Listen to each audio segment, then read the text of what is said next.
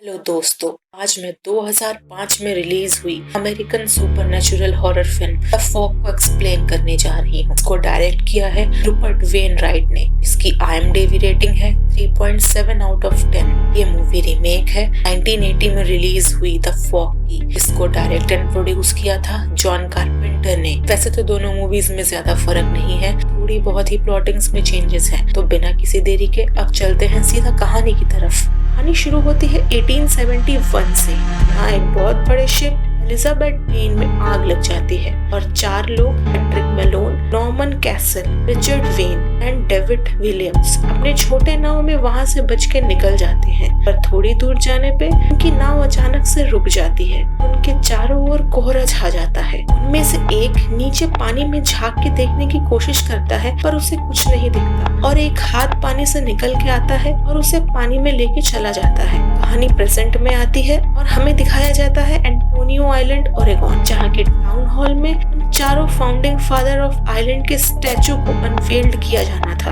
Island के 134th anniversary. और ये वही 4 लोग थे जिनको स्टार्टिंग में छोटे नाव में भागते हुए दिखाया गया था। हमें आगे दिखाया जाता है एक बोटिंग ट्रिप में निक कैसल और उसका फ्रेंड स्पूनर बोट से एक बैग को डिस्टर्ब कर देते हैं जिसमें एक पॉकेट वॉच और एक हेयर ब्रश होता है जो कि एलिजाबेथ डेन शिप से बिलोंग करता है। कुछ देर बाद वो पॉकेट वॉच एक ओल्ड मैन को मिलता है बीच से, जिसका नाम मकेन था। उसी रात निक अपने एक्स गर्लफ्रेंड से मिलता है, जिसका नाम एलिजाबेथ विलियम्स होता है, जो कि 6 मंथ्स बाद टाउन में वापस आई होती है। कुछ देर बाद मकेन एलिजाबेथ को वो पॉकेट वॉच दिखाता है और उसे वार्न करता है, If you touch it, things will change। और जैसे ही एलिजाबेथ उसे टच करती है, the watch begin ticking। Elizabeth उस वॉच के हॉलमार्क को नोटिस करती है जिसपे सेट ऑफ स्केल जैसा कुछ बना हुआ था। उसके बाद से सुपरनैचुरल एक्टिविटीज स्टार्ट हो जाती है, जैसे ऑब्जेक्ट्स खुद ब खुद मूव होने लगते हैं, निक के ट्रक का विंडो शैटर्ड होना। इसके बाद निक एंड एलिजाबेथ एनकाउंटर करते हैं ड्रंकन प्रिस्ट फादर मेलोन को, जो कि कुछ मर्डरर्स एंड पनिशमेंट के बारे में बताते हैं। मीनवाइल लोकल रेडियो स्टेशन में होस्ट स्टीवी वेन को वेदरमैन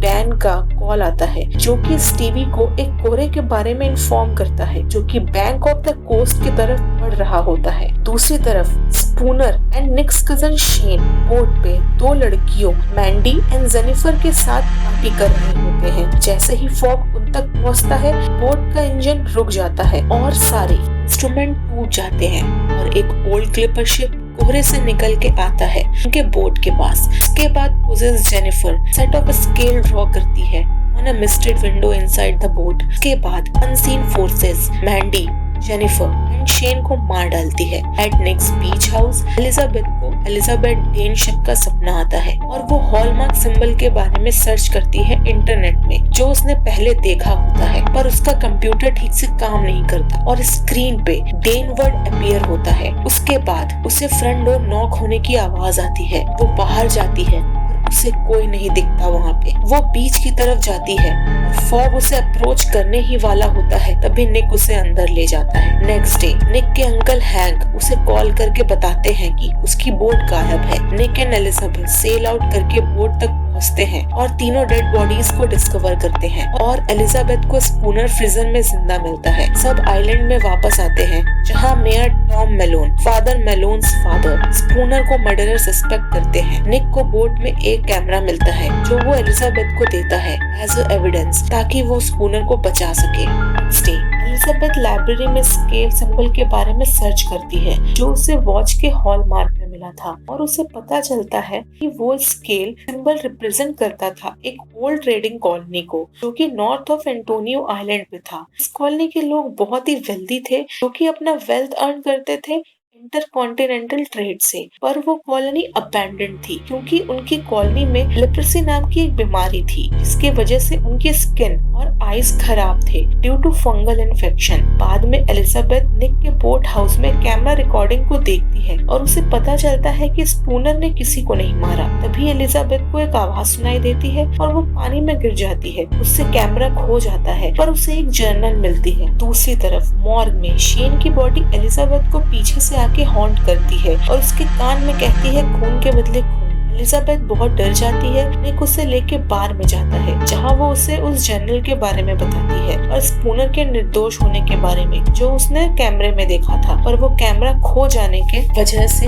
निक उस पे गुस्सा करता है। एलिजाबेथ उसे बताती है कि जब से वो वापस आई है कुछ गलत हो रहा है और उस जर्नल में उसके सारे सपने लिखे होते हैं और वो जर्नल पैट्रिक मेलोन ने लिखी थी। जर्नल को पढ़ने पे दोनों को कुछ गुनाह के बारे में पता चलता है। उनकी नजर 1871 की पुरानी तस्वीरों पे जाती है। उन्हें ये एहसास होता है कि 1871 में इस आइलैंड पे कुछ नहीं था, पर उसके बाद अचानक से ये आइलैंड डेवलप होने लगा और उन्हें पता चलता है कि 1871 में यहाँ जरूर कुछ ऐसा हुआ जिसकी वजह से इतना बदलाव आया। कहानी अचानक से फ्लैशबैक में जाती है और हमें पता चलता है कि विलियम, कैसल, वेन और मेलोन चारों उस आइलैंड की सुरक्षा का प्रण लेते हैं और एक छोटे से बोट में कहीं चले जाते हैं। कहानी प्रेजेंट में आती है और हमें दिखाया जाता है कि वेदर स्टेशन में डैन को मारने के बाद वो कोहरा स्टीवी के सन एंडी और उसकी मदर कोनी के पास जा रही होती है। कोनी को वो कोहरा मार देती है और निक एंड एलिजाबेथ एंडी को रेस्क्यू कर लेते हैं। स्टीवी के कार में भी अटैक होता है पर वो बच जाती है। निक और एलिजाबेथ को उस जर्नल से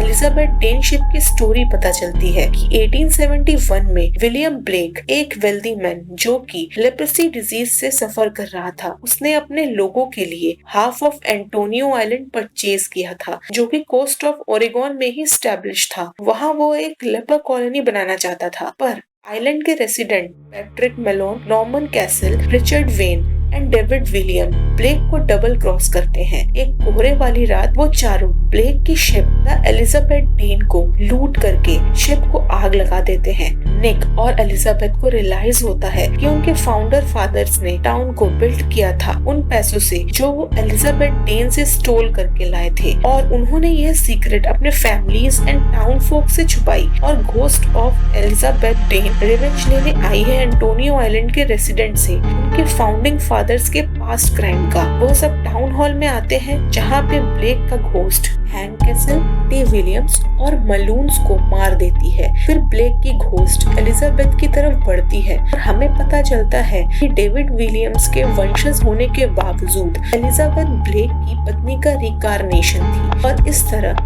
वो अपने एंसेस्टर में से एक विक्टिम थी और इसलिए उसे एलिजाबेथ डेन के ड्रीम्स आते थे। तभी ब्लेक एलिजाबेथ को किस करता है और वो भी स्पिरिट्स में ट्रांसफॉर्म हो जाती है और सबके साथ डिसअपियर हो जाती है और निक हेल्पलेसली खड़ा देखता रहता है। नेक्स्ट डे सर्वाइवर्स अपने एंसेस्टर्स की सच्चाई और ट्रॉमेटिक एक्सपीरियंस से कोप अप करने की कोशिश करते हैं और निक पैट्रिक मेलोन्स की जर्नल को समुद्र में फेंक देता है और कहानी यही खत्म हो जाती है। तो कहानी की प्लॉटिंग बिल्कुल सिंपल है कि 1871 में ब्लेक ने एंटोनियो आइलैंड का आधा हिस्सा खरीदा था अपने जैसे लेप्रेसी सफरिंग लोगों की कॉलोनी के लिए, पर मलोन, कैसल, वेन और विलियम्स ने डबल क्रॉस करते हुए ब्लेक के शिप को लूट लिया और आग लगा के सबको मार दिया और उन्हीं पैसों से अपना टाउन स्टैब्लिश किया। और जब निक अपने बोट से एलिजाबेथ के बैग को डिस्टर्ब कर देता है तो उसमें से pocket watch and hair brush समुद्र में बहते हुए आइलैंड तक आ जाती है और जब एलिजाबेथ जो कि रिकारनेशन थी ब्लेक के वाइफ की, उस घड़ी को टच करती है तो एलिजाबेथ डेन के सारे घोस्ट अपना बदला लेने आ जाती है वहाँ के रेसिडेंट से। आई होप आपको ये स्टोरी अच्छी लगी होगी। अगर अच्छी लगी है तो वीडियो को लाइक करिए, शेयर करिए,